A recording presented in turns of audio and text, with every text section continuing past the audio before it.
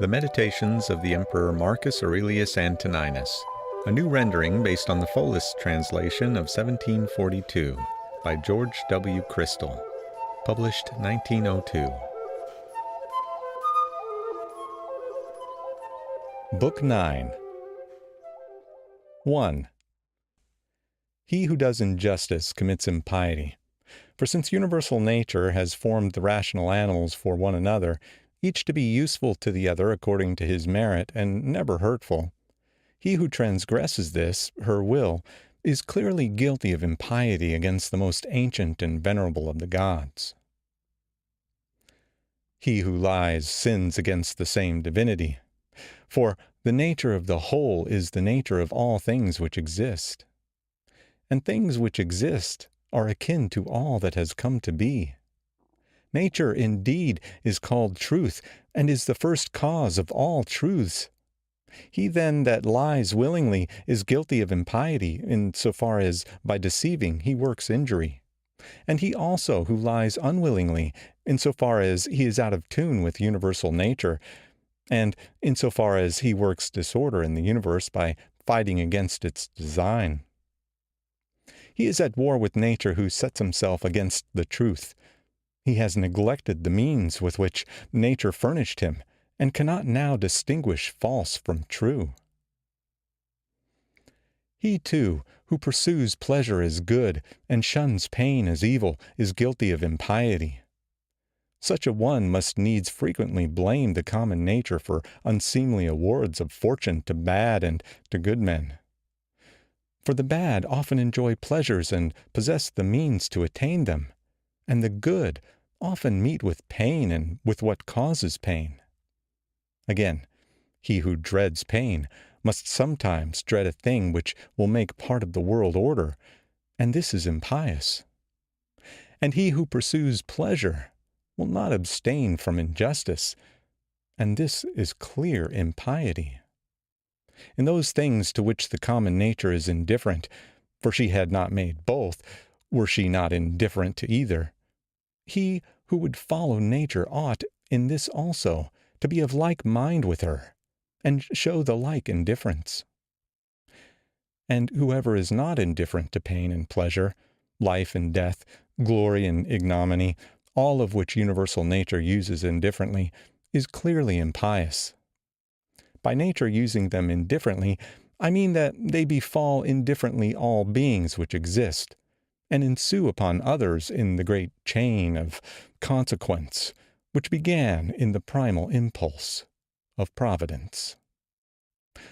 Providence, in pursuance of this impulse, and starting from a definite beginning, set about this fair structure of the universe when she had conceived the plan of all that was to be, and appointed the distinct powers which were to produce the several substances, changes, and successions. 2. It were the more desirable lot to depart from among men, unacquainted with falsehood, hypocrisy, luxury, or vanity. The next choice were to expire when cloyed with these vices. Have you then chosen rather to abide in evil, or has experience not yet persuaded you to fly from amidst the plague? For a corruption of the mind is far more a plague than any pestilential distemper or change in the surrounding air we breathe. The one is pestilence to animals as animals, but the other to men as men. 3.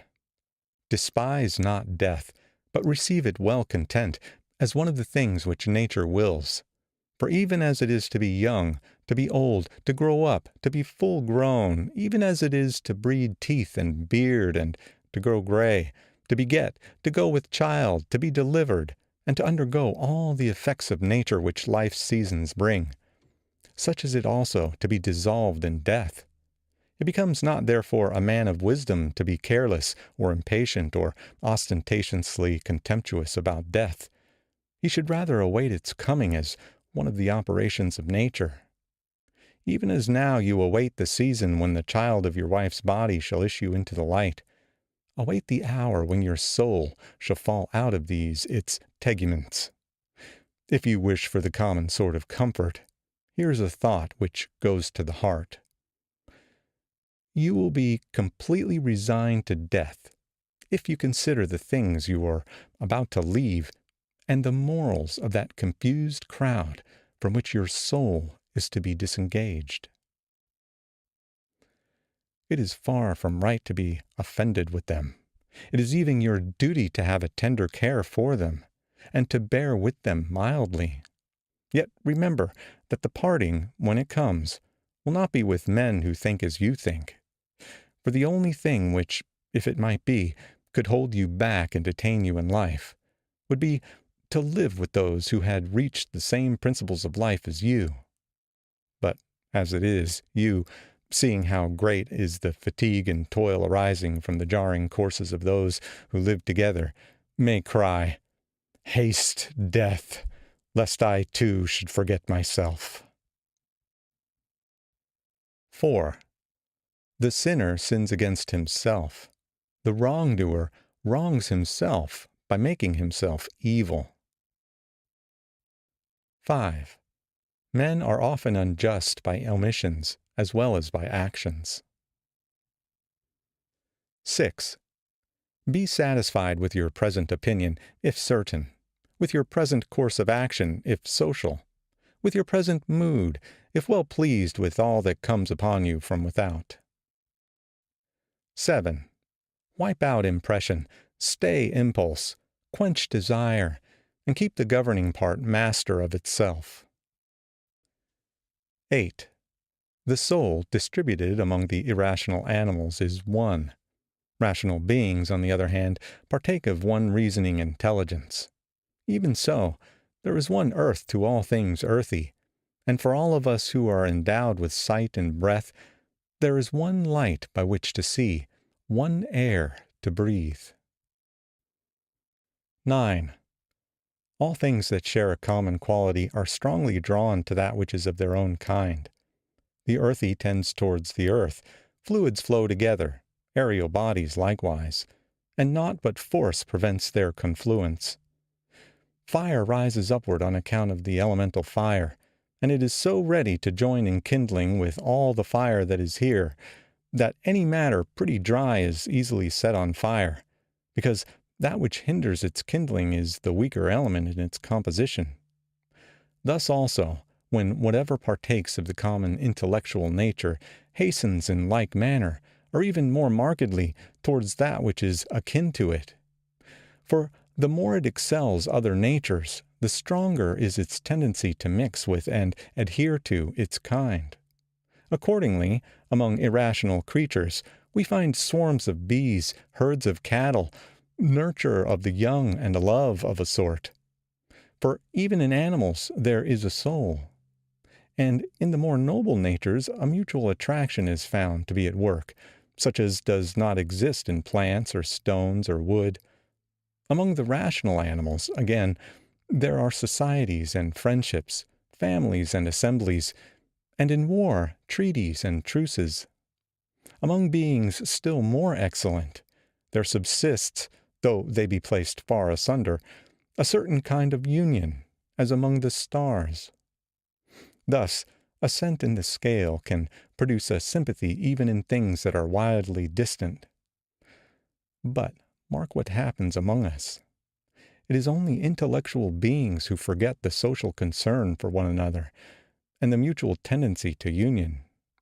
Here alone the social confluence is not seen. Yet are they environed and held by it, though they strive to escape. And nature always prevails. Observe, and you will see my meaning.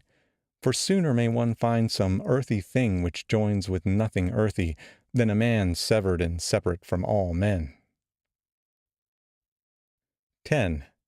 Man, God, and the universe all bear fruit, and each in their own season. Custom indeed has appropriated the expression to vines and the like, but that is nothing. Reason has its fruit both for all men and for itself, and produces just such other things as reason itself is. 11. If you can, teach men better.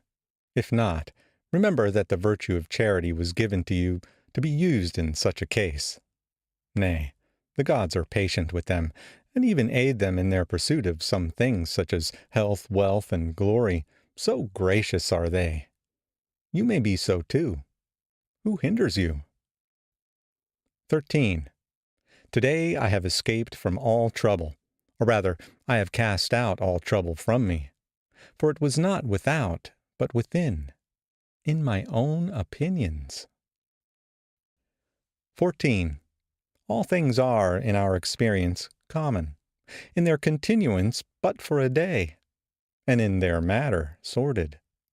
All things now are as they were in the times of those we have buried. 15. Things stand without, by themselves, neither knowing or declaring aught to us concerning themselves. What is it, then, that pronounces upon them? The ruling part. 16. It is not in passive feeling, but in action, that the good and evil of the rational animal formed for society consists. Similarly, his virtue or his vice lies not in feeling, but in action. 17. To the stone thrown up, it is no evil to fall, no good to rise. 18. Penetrate the souls of men, and you will see what judges you fear, and how they sit in judgment on themselves. 19. All things are in change. You yourself are under continual transmutation, and, in some sort, corruption. So is the whole universe. 20. Another's sin you must leave with himself. 21. The ceasing of any action, the extinction of any keen desire or of any opinion, as it were a death to them, this is no evil. Think again of the ages of your life, childhood, youth, manhood, old age. Each change of these was a death. Is there anything to dread here? Think now of your life as it was, first under your grandfather, then under your mother, then under your father. And as you find there many other alterations, changes, and endings, ask yourself, is there anything to dread here? Thus, neither is there anything to dread in the cessation, ending, and change of your whole life. 22. Make swift appeal to your own ruling part, to that of the universe, and to his who has offended you. To your own, that you may make it a mind disposed to justice. To that of the universe, that you may remember of what you are a part. And to his, that you may know whether he has acted in ignorance or by design, and that you may also reflect that he is your kinsman. 23.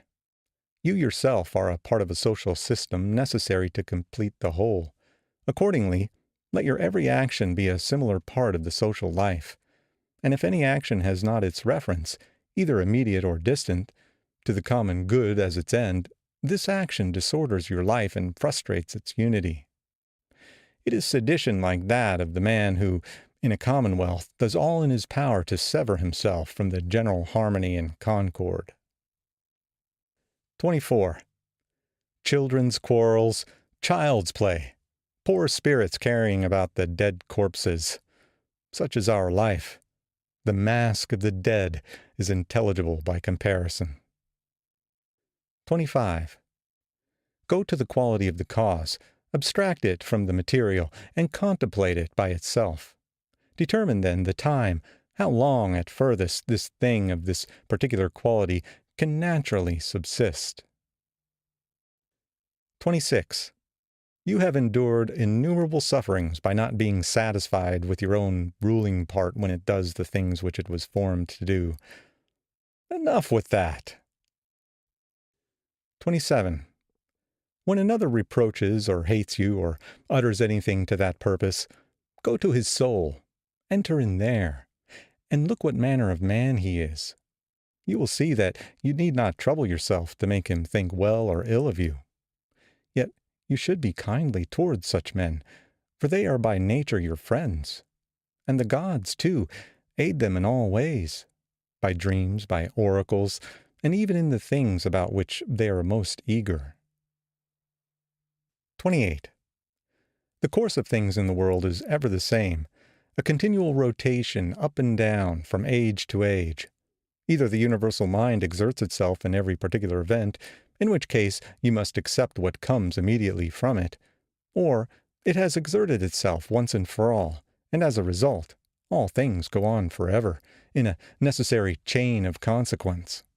Or again, atoms and indivisible particles are the origin of all things. In fine, if there be a God, all is well. And if there be only chance, you at least need not act by chance.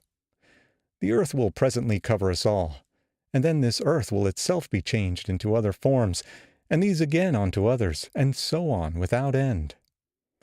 And if anyone considers how swiftly those changes and transmutations roll on, like one wave upon another, he will despise all things mortal. 29. The universal cause is like a winter torrent. It sweeps all along with it. How very little worth are those poor creatures who pretend to understand affairs of state, and imagine they unite in themselves the statesman and the philosopher. The frothy fools! Do you, O man, that which nature now requires of you. Set about it if you have the means, and look not around you to see if any be taking notice. Neither hope to realize Plato's Republic. Be satisfied if the smallest thing go well. Consider even such an event as no small matter. For who can change the opinions of men? And without change of opinion, what is their state but a slavery, under which they groan while they pretend to obey? Come now, speak of Alexander, Philip, and Demetrius, of Phalerum. They know best whether they understood what the common nature required of them, and whether they trained themselves accordingly. But if they designed only to play the tragic hero, no one has condemned me to do the like. The work of philosophy is simple and modest. Lead me not astray in pursuit of a vainglorious stateliness. 30. Look down as from some eminence upon the innumerable herds, the countless solemn festivals, the voyaging of every sort in tempests and in calms, the different states of those who come into life, enter upon life's associations, and leave it in the end. Consider, too, the life which others have lived formerly, the life they will live after you, and the life that barbarous peoples are now living. How many of these know not even your name? How many will quickly forget it? How many are there who perhaps praise you now, but will shortly blame you?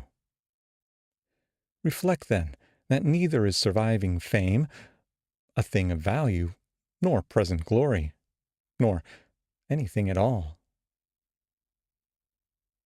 31. Let nothing due to a cause outside yourself disturb your calm. In the workings of the active principle within, you let there be justice. That is a bent of will and a course of action which have social good to their one end, and so are suited to your nature. 32. You can suppress many of the superfluous troubles which beset you, for they lie wholly in your own opinion. By this you will give ample room and ease to your life. You may compass this end by comprehending the whole universe in your judgment, by contemplating eternity, and by reflecting on the swift changes of individual things, thinking how short is the time from their birth to their dissolution, how immense the space of ages before that birth, how equally infinite the eternity which shall succeed that dissolution. 33. All things that you see will quickly perish, and those who behold them perishing are very soon themselves to die. And he who dies oldest will be in like case with him who dies before his time. 34. What manner of souls have these men? What is the end of their striving, and on what accounts do they love and honor? Imagine their souls naked before you. When they fancy that their censure is hurt, or their praises profit us, how great is their self-conceit! 35. Loss is naught but change.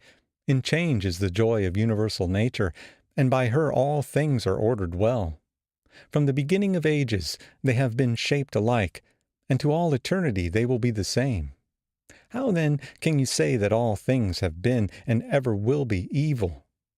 That among so many gods there has been found no power to rectify, but that the universe is condemned to endure the burden of never-ending ill. 36. How corrupt is the material substance of everything, water, dust, bones, and foulness. Again, marble is but the concrete humor of the earth, gold and silver its heavy dregs. Our garments are but hair, the purple dye, blood. All else is of a like nature.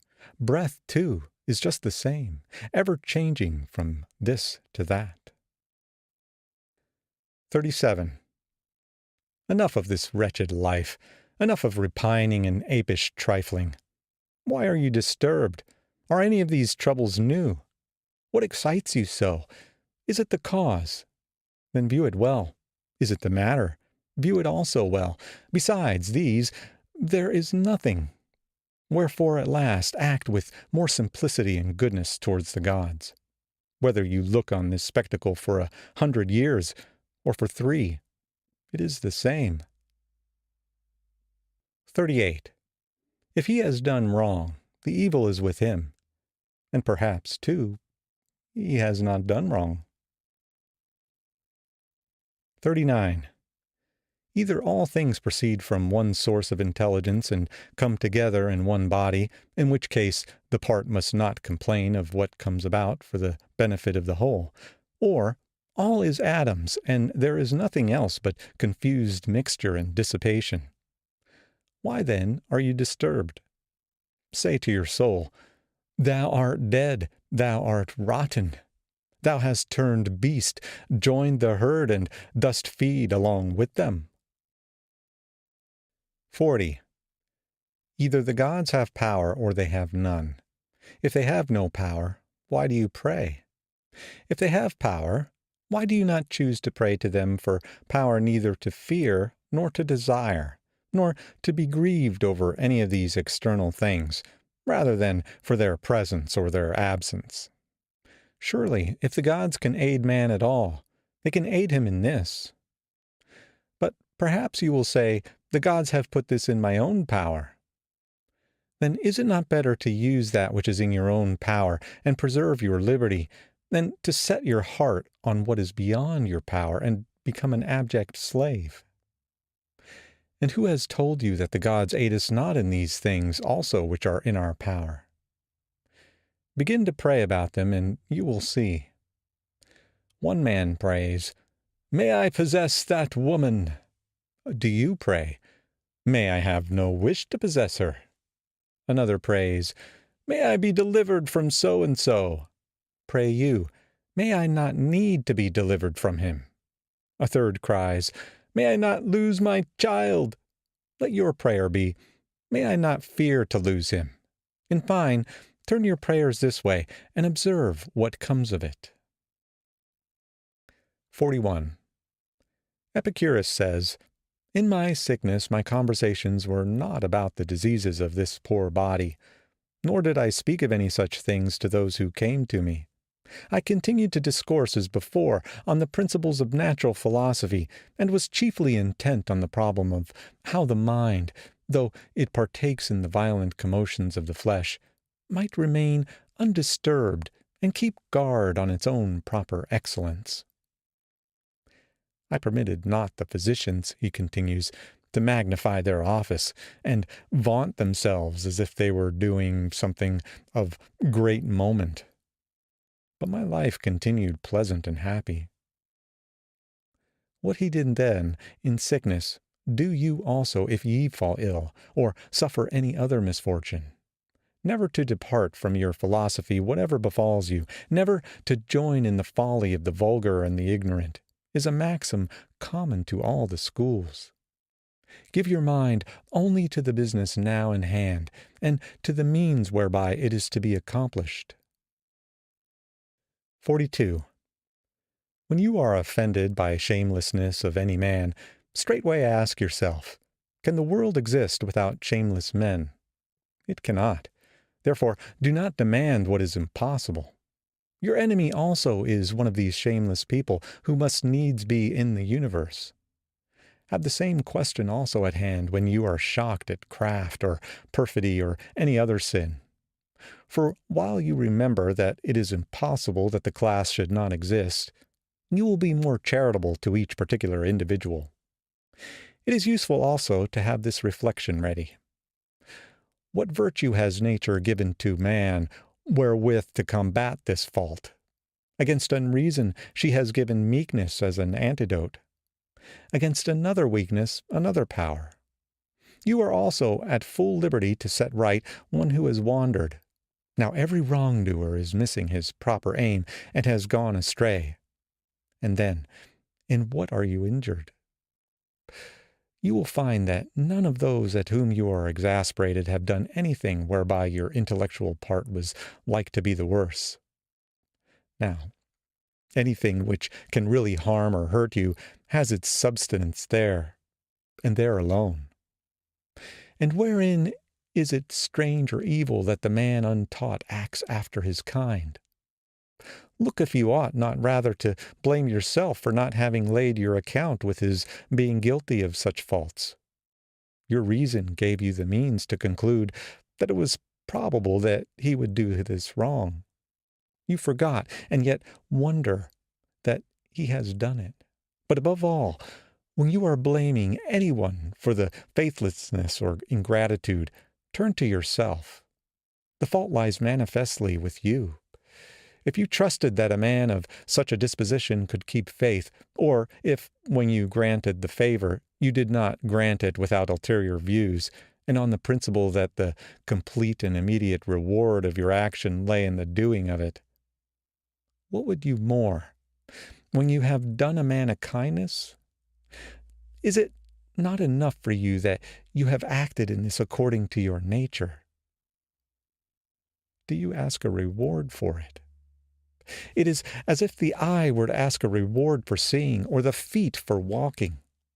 Just as these parts are formed for a certain purpose, which, when they fulfill according to their proper structure, they attain their proper end, so man, formed by nature to do kindness to his fellows, whenever he acts kindly or in any other way works for the common good, has fulfilled the purpose of his creation and has possession of what is his own.